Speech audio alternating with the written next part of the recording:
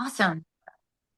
Okay, I am here with actor and filmmaker Deborah Twiss, and she has three awesome movies there in the works that show something I kind of miss in a way, well, like a lot of people kind of miss, but she's done a lot of other work as well. So it's going to be exciting to talk with you about your career and how it all began as well.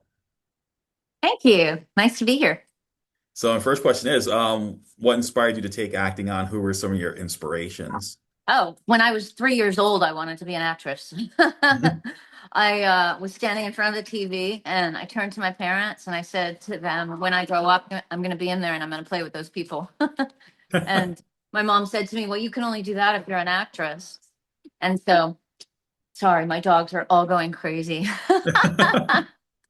And yeah, and so then I just began the whole journey. And I started writing shortly after I asked my mom about what being an actress meant.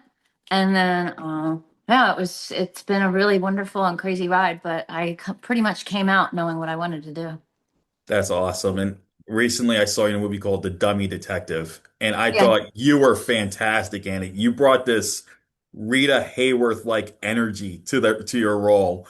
And thank you. I gotta ask, what was that like making that movie? Oh my gosh, that was great. And I was just an actress on that, but that was a fabulous experience. I love showing up and just being an actress. It's like a vacation after being a filmmaker.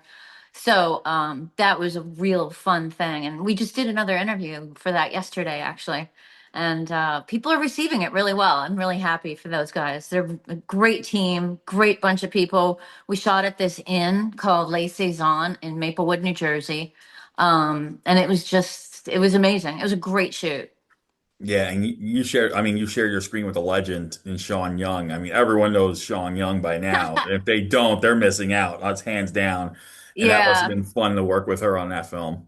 Well, I've known Sean for about 12 or 13 years, and I'm the one that actually brought her to that movie because when they were auditioning people and I'd read the script, I asked them, who do you have for Mrs. Hubbard?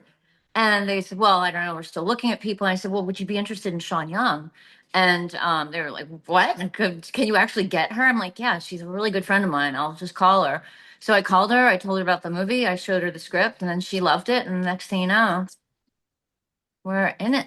And That's awesome. yeah, and at the same time, like right about a year later is when she was in Crave for me, the Yeah, movie that so that's a just great came out. segue now.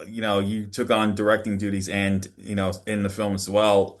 What inspired you to start tackling this genre that, the erotic thriller type stuff? What inspired you to start doing that? Well, I was into that for a long time. I mean, in the 90s, I my first film, A Gun for Jennifer, was in a lot of film festivals throughout Europe. So I was exposed to a lot of European directors and cinema and everything else. And I really enjoyed the aesthetic. And I realized that it wasn't really being done in the United States. And also, I worked as a dancer, a stripper in the 90s.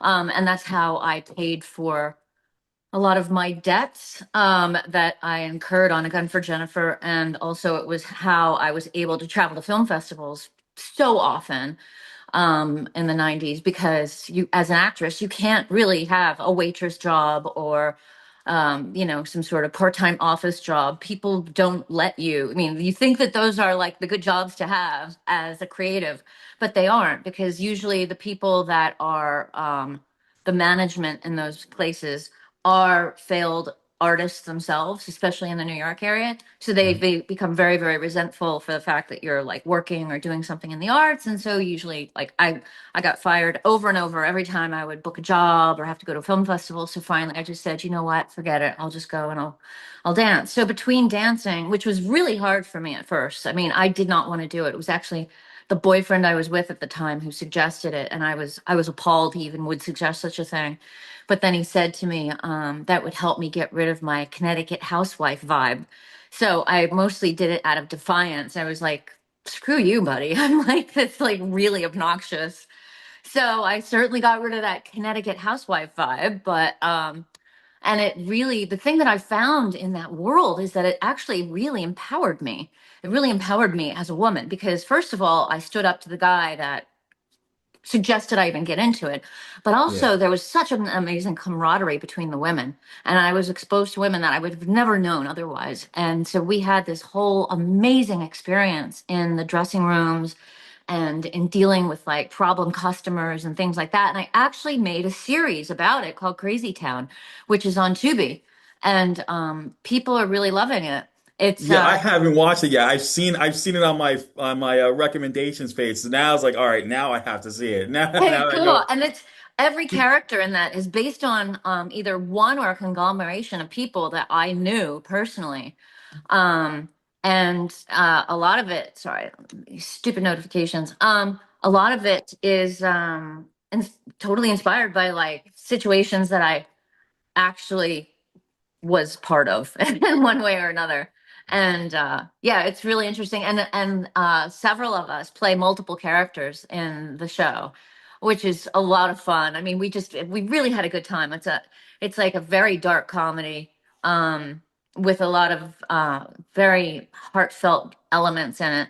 But everybody that watches it really seems to enjoy it. So that's really cool.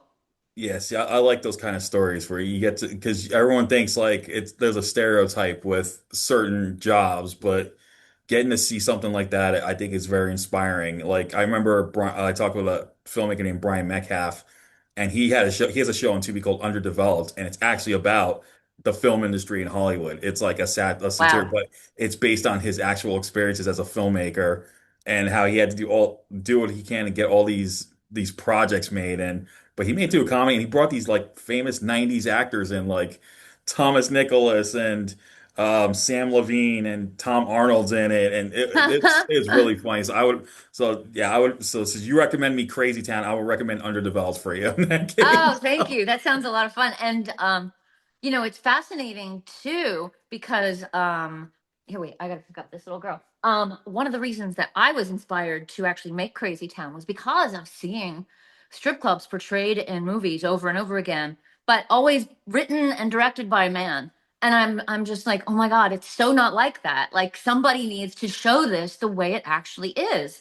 And it's not anything like it's an entire like society and organization unto itself, and there's like a hierarchy, there's all kinds of interesting things, and it really is nothing like anybody has ever imagined. So in Crazy Town I really did portray it in the absolute most real perspective from an insider's eyes, and that was really important to me. And also as a very young actress, when I was just, gosh, 18, 19, and I was watching movies, and I would see how like women who weren't even that old were only being portrayed as the two-dimensional mom, or in their late 30s, a grandmother. And I was like, that's ridiculous. And then when I was exposed to all these wonderful films in Europe and these actors and actresses, I thought, what we really need in the United States is someone that's going to actually portray people over 40 being worthy and having like lives and three-dimensional realities, and being able to take the wisdom that they have and really have these incredible adventures and romances and all this other stuff. So another thing that I wanted to do always as a filmmaker, and now I'm finally of the age that I can really dive into this fully, is portray people over 40 as having the most amazing, exciting, multidimensional experiences and adventures, because there's all this great history they have in their character, in their makeup. And that is definitely something that is part of all of my movies, everything. And I really enjoy that. I love the empowerment. I get emails and direct messages all the time from people saying, thank you so much. I really wanted to see something where, it was like a mom who had been cheated on that actually broke away and had an amazing romance and adventure. And this it's really important. And I think as we have, I'm really into also working out and biohacking and things like that. So I want to live the healthiest, best life I can as long as I can. And I want to encourage everybody else to as well. And part of it is telling stories that are for grown-ups. Yeah, because I mean, you say yourself, well, like we're in an age where everything was two-dimensional, or there's certain stereotypes to everything, and I'm glad that you're one of the ones who are breaking that mold. I was actually just telling someone yesterday, that I love when actors think outside the box, and they don't, the typecasting stuff when it comes to films, certain roles, and then they don't get a really if they get a chance to do something outside the box. It's like they're afraid to take it, but there's others that have that will do it, and it feels like Adam Sandler when he did Uncut Gems. I thought he got robbed. He should have gotten an Oscar nod for that role because that was something outside the box. He did such a phenomenal job. And then Michael J. Fox did The Frighteners, where he's in a horror movie, and like you don't get to see a comedian like that in a horror movie. So I really love that you're doing that because that's what we need more of now, like people thinking outside the box and trying something different. And it could work, it could not work, but you know what? You gave it a shot. Yeah, and apparently this is working, knock on wood. This is working because there is the desire is there for audiences to actually be able to see themselves in on screen. I mean, just like, we're always talking about like racial diversity and, sexual orientation diversity, but what about age diversity? There are so many people that are not in their 20s that actually have far more interesting and exciting lives and personalities when they're in their late 30s, 40s, 50s. It's really fascinating. And I love that. Like, even that movie, remember Unforgiven with, Yeah. yeah. And I just love the fact that it was about this older cowboy ex-killer who had evolved. And, there's so much fascinating stuff with people that are a little bit older. The Limey, do you remember the Limey? Yeah. And that was so amazing. I mean, that was, oh, what's his name? Oh, that wonderful British actor I love so much. Ray Winstone? But wasn't it? And it was Helen Mirren too, right? Wasn't Helen Yeah, Mirren in that? I think Ray so. Winstone. Yep, that Yeah, was Ray Ray Winstone. I was Winstone. just thinking about Yep, that. Yeah, that's the guy. yep. Yeah, that's Yeah, and that, I mean, they were older at the time, and it was so inspiring to me. And I just thought that is so interesting because I think what would be really fun is if like we tell better stories about people that are grown-ups so that we have something to look forward to. Like I want to see movies about people that are in their 50s, 60s, and 70s so that I've got something to like look forward to. It's like, oh, wait, adventure can keep going all the way, you know? yeah. Like, As long as you're feeling it, go for it. Don't take right? that. Yeah. Like, and I think that if people could see stories like how cool would it be if there was like a wonderful movie about some people that are like still sexy and hot looking that are in their 80s, and there's a lot of actors that have kept themselves up and they look good. I mean, like even like Jane Fonda looks really freaking good. I don't care if she was cut to look that way or what. She looks great and she's older and she's still a good actress. So why not put her in some really great thriller? You know what I mean? Opposite someone like a Clint Eastwood and have this like crazy, road movie with these two people. I think it would give so many people that, are looking toward retirement or whatever, this other perspective of like, wait a second, no, life doesn't have to end. Like you could just keep going and have more adventures, and it gives you more inspiration to take care of yourself and be happy and thrive. I just feel that I'm a Capricorn, so Capricorns also like tend to like make it a little bit like older, not like in Yeah. their 20s. So, I think it's kind of my mission in life to bring adventure and excitement and something else to like people that are not 20. Yeah, well, you totally remind me of a friend of mine, and she started in the '90s in like the soft adult films, Monique Parent, and she's now in her 60s and she's reinvented herself. Now she's doing Wow. horror. She's been in horror films. She's been in comedy. She has her own YouTube channel, and then she appears on this one YouTube channel where she's doing comedy skits now compared to what she did in the past. So she's completely reinvented herself. And I gotta say, for someone who's in her 60s, she still looks amazing. That's wonderful. Silver Yeah, hair and and that's all. yeah, it's really exciting, and I think that's the kind of stuff, the more you can create content that has that aspect, the more everybody else that is growing up, because I consider it growing up, is going to be inspired to get better and better. And yeah, I think it's just a really important thing right now because we have the technology, we have the information that will allow us to be thriving for a very, very long time. So, we can't keep looking at the world as if like you're only valid if you're in your 20s.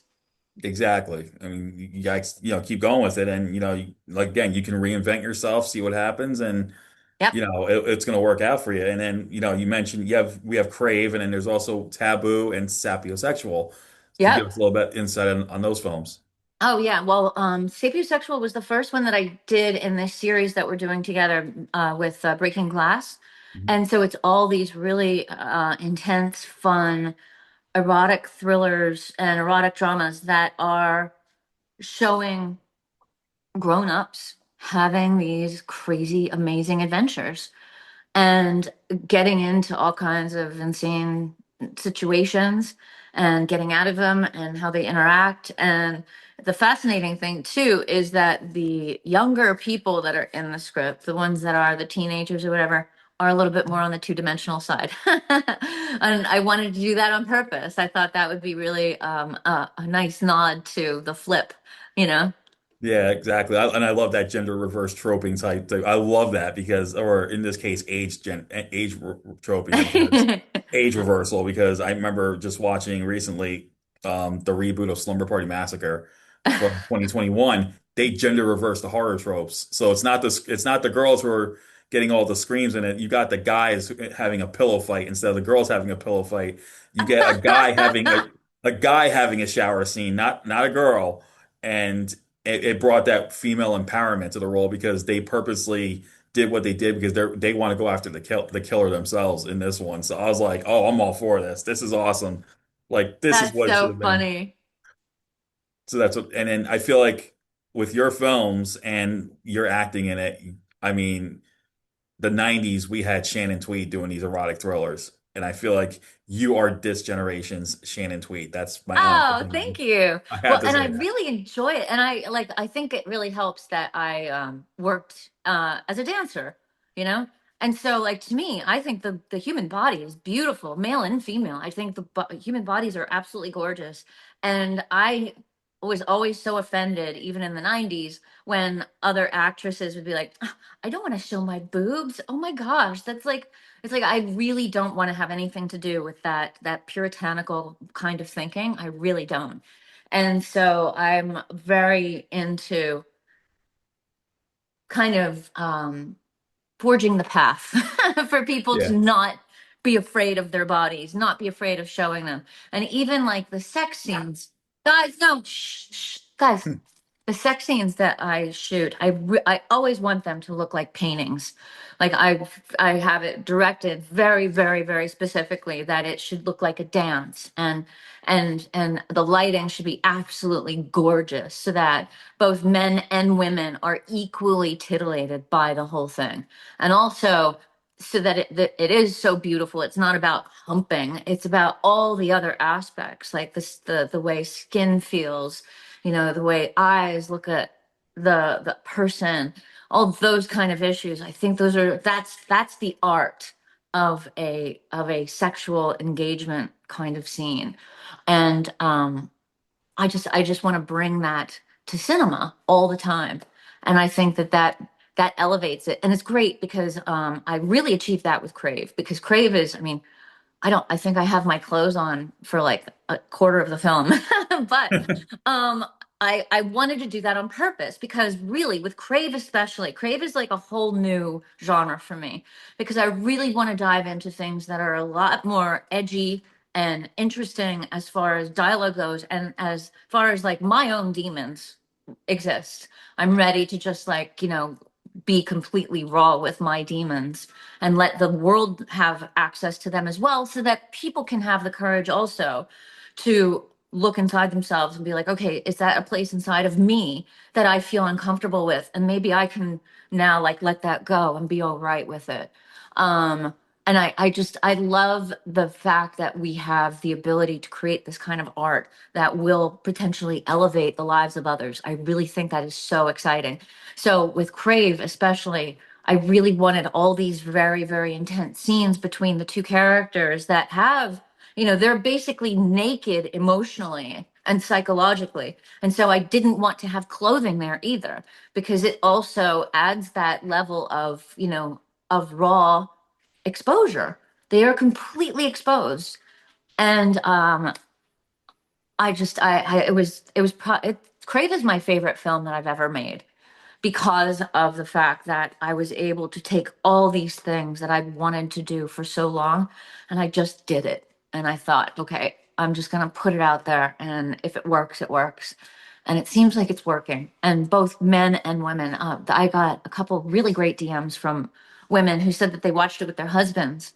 And like at the end, the two were crying and holding each other, and then they had the most amazing sex ever. And Yeah, I'm that's like, awesome. that is what I want. That's like the pinnacle. That is, if I can create these movies that reignite something inside of someone, and if I can reignite the passion inside other people, then I've done my job.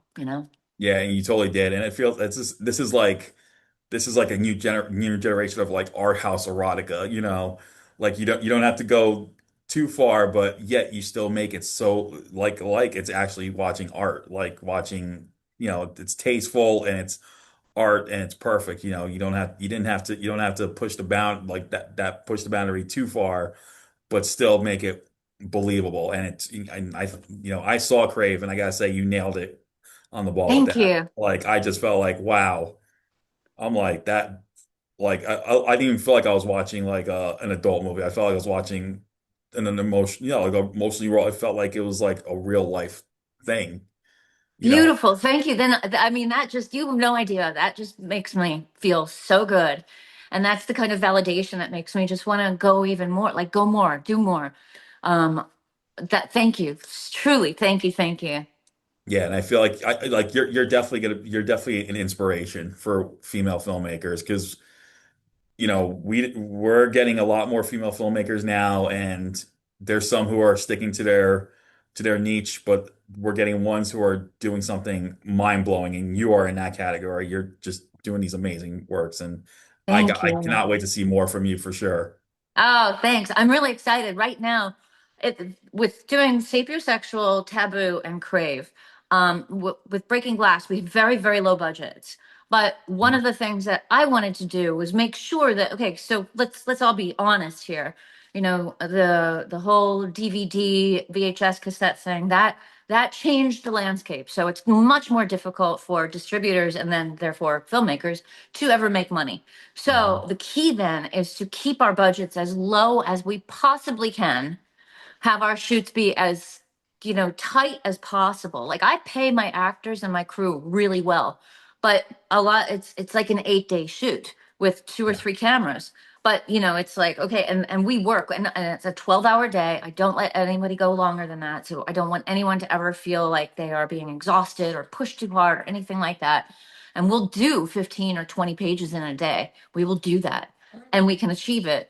I always make sure I have really great actors, but the great thing is through sapiosexual, taboo, and crave, I've been able to figure out, okay, like who moves the fastest, who has the right kind of aesthetic, who's going to actually be there with me through post-production, like all these different things. So now I've got this amazing team assembled, and I have two teams, A team and B team, so that hopefully within this year we can make 3 or 4 of these films with Rich Wolf at Breaking Glass.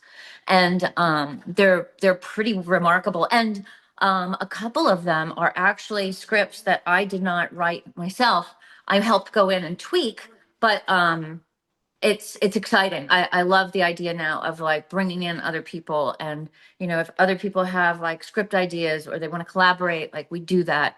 And it's very, very exciting. And I love making these films.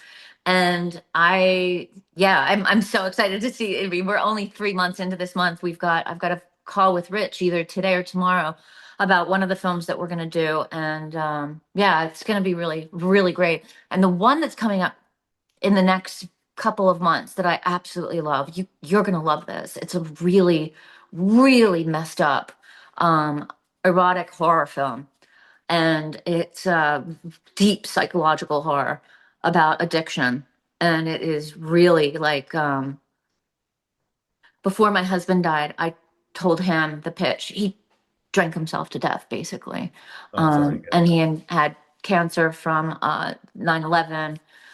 He was head of the mayor's office of film, and Oh the wow. cancer that he got because of dealing with 9/11 made him drink more, and it was awful. But before he died, and he died actually right before Sapiosexual came out. Um, I told him, I pitched him this idea about this movie. It's called Release, the erotic horror film. And he was like, Deb, my God, you got to make that film. That sounds so good. That is so scary and that's so real. And he was like, that's exactly what I'm going through. So, yeah, so that's going to be a That's really good one. yeah, that It's, well, you already had me at a rock horror, but hearing this story now about your husband, my condolences. thank you. Just wow. Like I do want to see this movie now because I was like this coming from your experiences and everything. And I was there on 9/11 also, believe it or not. Because as we talked before, I'm from New York and Yeah. I interned at ABC News and my second day as an intern was 9/11. Oh my goodness. So Were you we down were at the there. pile?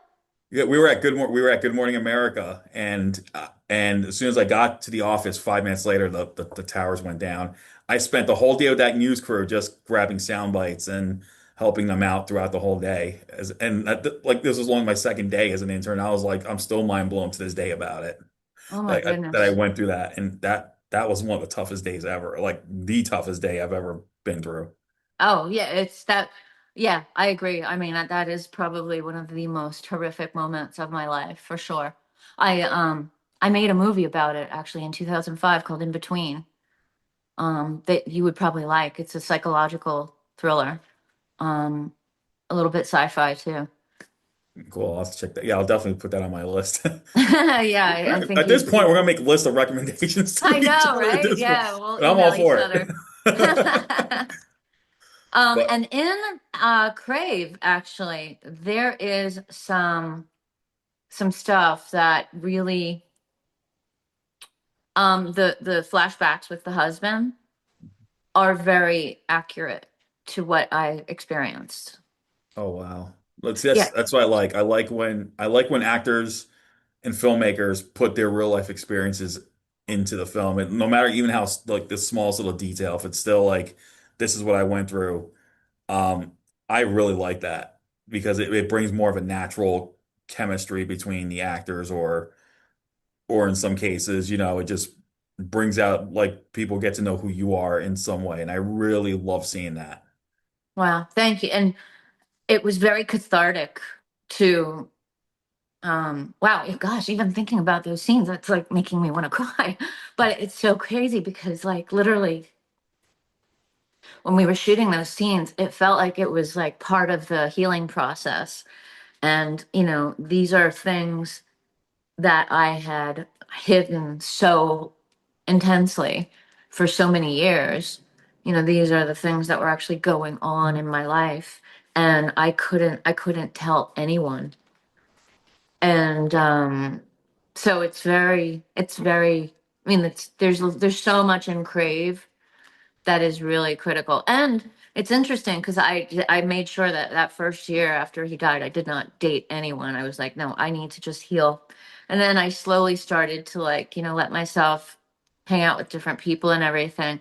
And I watched though. I like always stayed like almost like a also outside of myself watching scenarios to see like, okay, where are my issues being triggered? And how is this person was attracted to me based on like the things that are broken inside of me, and that is that's something that I need to learn is not part of being attached or connected with somebody. So that is also woven into Crave. That and you see it play out. Yeah. Those little moments with the male lead where it's like, okay, wait a second. There's something not right here. There's something, and but they both overlook the little issues because they're both broken people and they're feeling the connection more. So I want to explore these things. I'm so fascinated by human beings and by behavior and by how trauma and experience shapes who we become and then transforms the way we interact with each other. Yeah, that's amazing. I feel like with release, that's definitely we're gonna get to know like a part of you, like more. We get to know more about you and everything you went through. And I think with your husband saying your husband said you got to make this movie, definitely put it in his memory, Oh because yeah, totally worth it. And absolutely. and I just feel like with the movies you're doing, we're getting to know who you are as a person, and I think that's really appreciative because you know you, it just feels like it feels natural rather than being forced. Because I've seen acting performances that are just dial in and it just doesn't work. And Yeah. then Yeah. you have these ensemble films that come out, like they're supposed to be these romantic comedies, and you're looking at it and you're looking at the chemistry and just going, it doesn't that it just doesn't feel right. It doesn't. You don't feel the energy between the characters. And I've Yeah. seen, but there was one exception. I saw a horror film called Triggered, which is on Tubi, and the nine actors who play they're like high school friends who reunite and they end up in a death match against each other thanks to their high school science teacher because he gasses them and puts suicide bomb vests on them. But these nine people had never worked with each other before. But for some reason, when you see them in the campfire and they all start talking normally, I'm like, this is a lot better than what I've been watching in these A-list films because their chemistry looks so natural. And I got lucky enough to interview one of the stars and the director, and one of the stars had told me like, yeah, when we weren't shooting, we actually bonded. Because we had to shoot this movie at night, so during the day we just hung out. Well, the nine of us would go out. We play laser tag. We go to bars, and that was one of the actors, the young guy's ideas. He wanted us to get to know each other, and then here we are years later, and we're still friends to this day because of it. I'm like, see. That's what I like. I like when the chemistry is natural, but if it looks like it's forced, I can kind of sense that. But with your stuff, even when you did Dummy Detective, when you brought that femme fatale role, you like nailed it. I know that was just an acting role, but I was Oh, like, but that wasn't just. I mean, that was that, I was so excited about that role. That was something that I'd been wanting to play forever. So when I got cast in it, I was so thrilled. I was absolutely thrilled. And I even tried to study like the old-fashioned 1940s, 1950s standard American dialect training that, a lot of the old movie stars would use. And I tried to bring that into it as well to kind of give an homage to the old fashioned noir. And we had a great time. We were very bonded, and I'm very close to the cast on that movie, and I always that's, will be. And I had Ed, he played the one of the main characters in Dummy Detective. I had him play my husband in Crave. oh wow, yeah. See, there you go. Yeah. There you go. You Yeah, got the exactly. connection. Because, like, So when you work with someone and you see how great they are and how talented they are and how wonderful they are on set, it's like, ooh, there's a discovery. That I did this wonderful film just as an actress, but oh my God, it was like a gift from the heavens. I did a movie in South Carolina called Butcher's Mountain, and it's a fabulous lead, really amazing dark movie by Evan Crook, Crooke. He used to have a distribution company called Osiris, but his daughter died, I think 8 years ago, 6 years ago, when she was 14. And so he decided to leave distribution and get back into being a filmmaker. So he's got this really wonderful, he did a movie called The Killing Jar back in the early 2000s. I don't okay, know yeah, if I've you know heard. that. Yeah, yes. But he's a great, great filmmaker. And it was me and two other guys. Like the one guy plays my son, and the other one plays my son's best friend. And I am a woman who had her kid at 13 years old. It was like a product of rape. And so, like, basically, the three of us live together, and all this insane stuff is going on. But one of the main actors, I've actually hired him to be in a movie that I wrote called Broken, and that's another one that is coming up soon. And it's just, yeah, you find the people and you collaborate. When we were on Butcher's Mountain, the three of us um just bonded so deeply. We would be on set all day, and then we'd come back to the hotel and we would all sit down, we would make dinner, and we'd all sit in my room. I had three dogs, so with me. So we would all stay in my room and we would just eat and go over the script and then get the scenes up on their feet and rehearse and everything, so that the next day when we got to set, we'd be really ready and we'd have ideas for the director Evan. And it was just so much fun. And because I'm used to doing so much on a film, if I'm not doing a lot, I feel like I'm not doing enough. So I will, it's like, okay, well, I don't have to do a shot list. I don't have to like make sure, craft service is happening. So let's rehearse. And, that's the beautiful part of just showing up and being able to be an actress in somebody else's project, because I can really bring like beyond my A game, like, A plus plus. Wow, you got a lot of stuff coming out this year, and yeah, it's safe to say you're definitely going to be a breakout star, in my opinion. Oh, This thank you especially so this year, much. because you're just knocking it out of the park with all these roles and in your films as well. And I feel like you're going to be an inspiration to the next generation of filmmakers. Once they start seeing your stuff, and they're going to be like, wow, I gotta do what she did. Like I gotta see what inspired her. I gotta watch interviews, do what I can. I gotta study this filmmaker. And that's gonna be you down. That's gonna be you. Like, Oh, I hope so. That would be cool. Well, and it's really fun too, because like when Rich and I first started talking about doing this erotic series, I told him, I said, I will be the erotic thriller Roger Corman for you. actually, I would.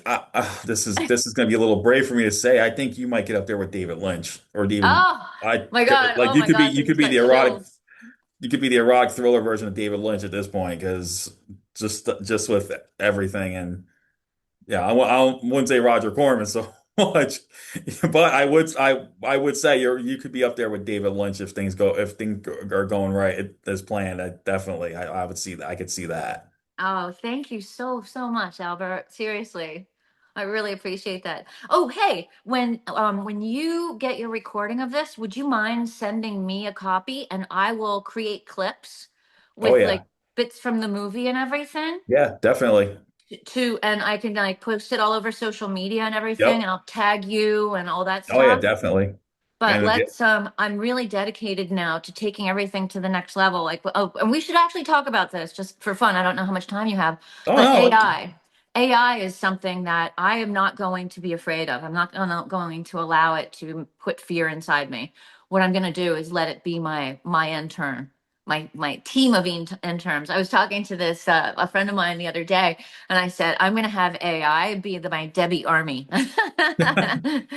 Yeah, I don't 'Cause- really have much of a problem with it. I mean, I'm using it for my new logo, and I used it for my new logo. I thought of an idea for a new logo, and I'm like, all right, I'm going to use AI, see how it comes out. And I'm like, oh, I kind of like how this came out. So yeah, I'm going to use this. So yeah, I know there's people out there who are scared of AI and whatnot, and I get it. I get why they feel that way. But if it's used properly and used right, you can make it work. That's my opinion. If you use it for the right reasons, then definitely give it a shot. yeah. That's my opinion. No, totally. And I mean, you could use it like one of the things that I want to do is have it help me to schedule the way social media posts go out, so that like, I can work putting together a bunch of clips over the course of 2 days and then ask AI to then like schedule these and monitor like the way it's being received and everything else, and change things based on that algorithm. Yeah. Give it all the instructions, which I would give to a person that it might cost $10,000 a month to have someone come in and be a marketing team for me that way. Yeah, exactly. I think exactly that's how it should be used. Something like that. Yeah. Yeah. But I and I will admit that I did use it creatively. I used it to create the opening song for Crave. And so I wrote lyrics, and then I went through and I kept telling it, no, I want it to be more like Portishead. No, I want it to have a more Chiba vibe. No, I need it to have this. And I kept, refining it, refining it, refining it. And then when I was done and I had something that I liked, I gave it to my composer and I said, here, now you do your pass on it. yeah, As see. so that I didn't have to explain. I didn't have to say these are the lyrics that like I literally wrote the lyrics. I wrote a poem and then added it into AI and asked it to like make the tune. And so like it helped fast track what we were doing. So it was still completely original in so many ways, but it helped get us, so I didn't have to explain to him exactly what I wanted. It's like, this is what I want, but now I need you to like, make it your own. That's And awesome. yeah, and but oh, I got to talk about the music in Crave too, because oh my God, the music is so good. Mhm. We have three incredible bands, and like the one is Sky Factor. I've been friends with the guys from Sky Factor since right around college days. I was living in an apartment, and one of the guys from Sky Factor lived across the hall from me, and we were really good friends. And he had studied film, Cliff Rubin, and he had gotten into, he'd always been a musician. And so we, lost touch with each other for a while. And then back around 2007 or 2008, when I got on Facebook, we found each other. And, he started sending me a bunch of his Sky Factor music. And I thought, oh my gosh, I want to use this in movies. And Crave was the perfect film for it. And Master Plan, which is their latest album, the title track from that album is in Crave, and it is one of my favorite songs ever. And I just saw them perform live recently in Maplewood, and oh my gosh, it was so good. It's so That's amazing. awesome. And then one of my lead actresses from Taboo, Patricia McKenzie, did all the one like there's so many beautiful loungy songs in Crave that are during the sex scenes especially, and that's all her original music. Oh, wow. Yeah, she's fantastic. And in a couple of my films coming up, she's both going to be in the movies as well as I want more of her music. I just love her voice. I love her vibe between her and Sky Factor. And then the final the oh my gosh, what is the other band called? What is the other band? Oh, and it's Rich's friend too. I have to find the name of the other band, but the other guys were really great too, and they just gave us like, the instrumental versions of their songs as well as the other. It's the I gotta go find it. I gotta go find it. It's making me crazy right now. Oh my gosh. Don't you just love when that happens? You try to get something off your head and then it's like right at the tip of your tongue, but you can't figure it out. I can't explain how many times I've done Oh, that. sorry, I just lost you. Someone was trying to call me. Where are you? Can you see me? I can see you. It's just a frozen screen. Oh, wait a second. I hate when this happens. There we are. Okay, now There I'm we back. go. I know it makes me crazy, and there's like so much crazy stuff going on all the time, and it's like there's so many. I feel like my brain is like the desktop of a computer, and I've got way too many windows open, so Yep, my I know that RAM is feeling. compromised. Yeah, I know that feeling all too well. But I think one reason I think because I get all these I sometimes go on these like live chats for films and I start mentioning all these facts and everyone's like, "You're like an encyclopedia." I go, "Yeah, well, help, I got a film studies degree, so I mean that's what helps." So I totally get it, and I watch something that sometimes I get all these images in my head, and I was like, I gotta watch it again just to see if I missed anything, and yeah, and then I get crazy when I think of like, all right, this reminds me. Oh, what does that remind me of? Like it's just like, That's so funny. yes, I Wait, told I. actually, I've got, it's going to drive me crazy. I have to look it up like right now. What this? Well, go ahead. Well, you know what? I'm gonna wait right here. You go right ahead and look Well, it I've got up. my computer right here, so I'm just going to open up my computer. Um, because yeah, there's no way I'm going to not give proper credit to my guys. I mean, the um the music, I think the music is so good in Crave. I'm so thrilled with it. And, I think it could even make a great soundtrack album, honestly. It's just so I mean the bands I have, the people, the musicians, they're so fantastic. Yeah, I get it.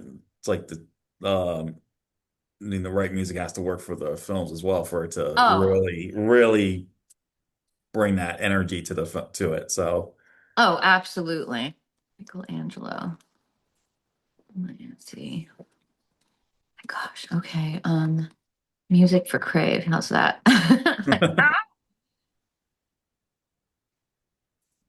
Right. I'm gonna find this, I swear, because I this is really critical to me. Here's the cue sheet. Okay, cue sheet. Yeah, the cue sheet will do it.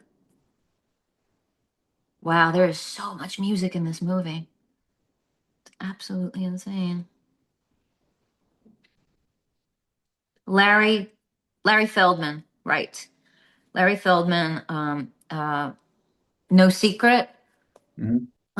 And he's got some amazing music um in this film.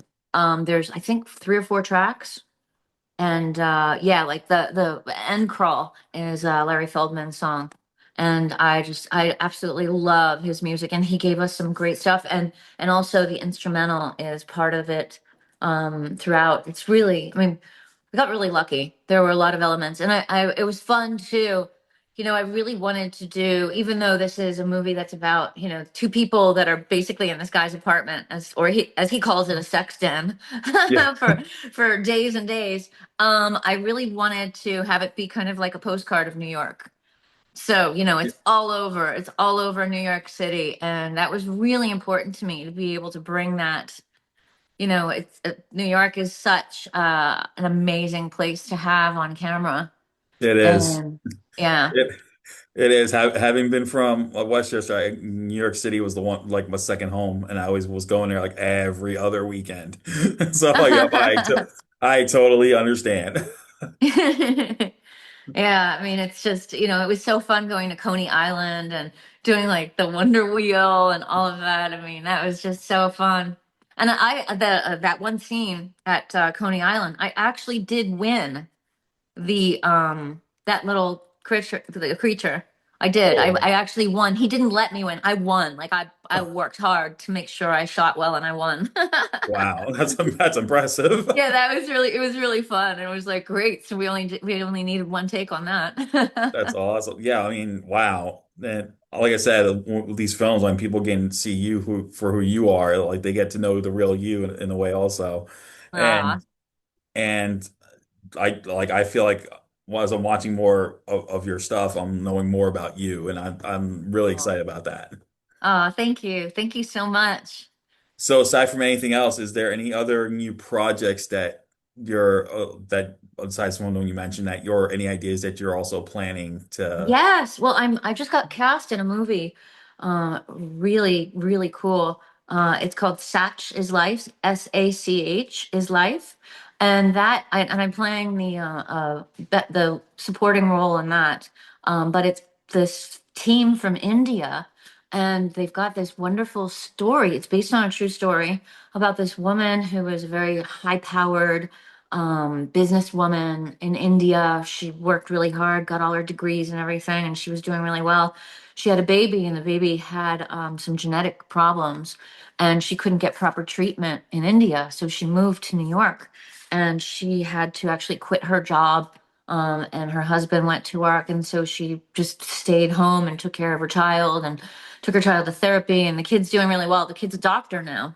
So, you know, the kid did really well, but it's her story about you know, the turning point when she started to realize that, you know, she had given up so much.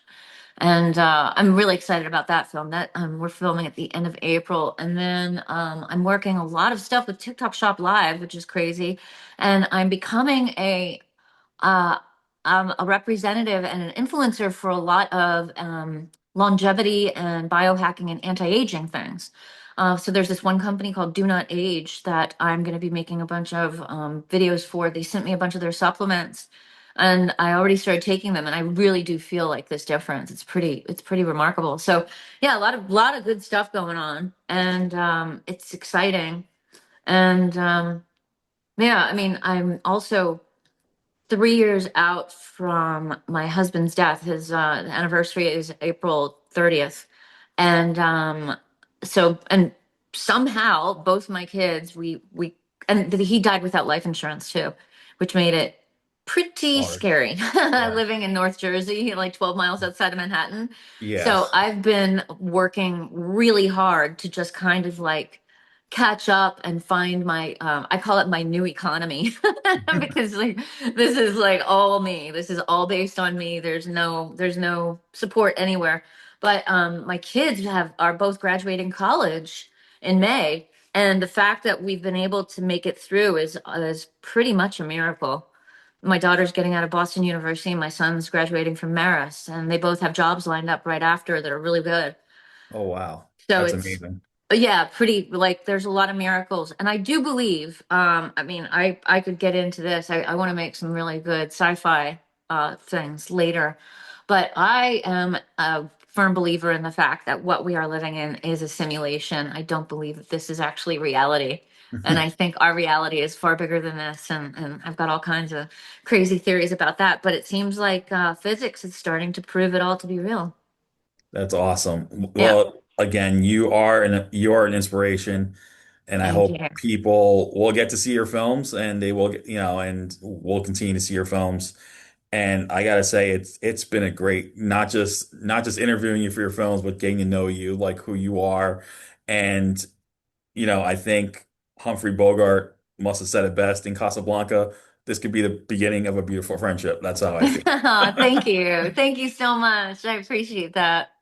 So everyone, check out Deborah's films, The Dummy Detective. She's in. She also got Crave. She's got Taboo and Sapiosexual coming up. She's got some other stuff going on, and we'll promote her stuff. And yeah, we'll have to do this again someday. And once you get more stuff, we'll definitely have to talk again. And as always, Deborah, you're amazing, and I hope you stay awesome. Oh, thank you, Albert. Thank you so much. I appreciate it. All right, everyone, you take care and you stay awesome. Have a great day.